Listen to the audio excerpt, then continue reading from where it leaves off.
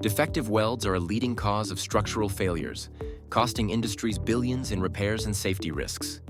Ensuring weld quality is essential, but manual inspection is slow, inconsistent, and prone to human error.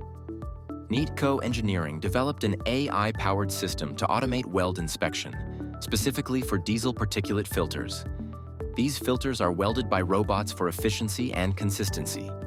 However, robotic welding can still produce defects, requiring rigorous quality control.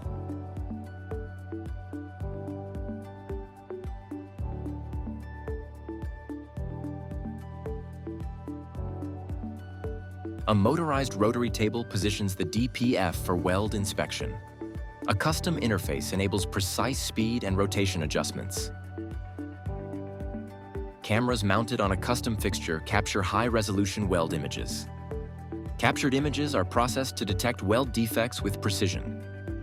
AI-powered analysis identifies defects by comparing welds to a trained dataset.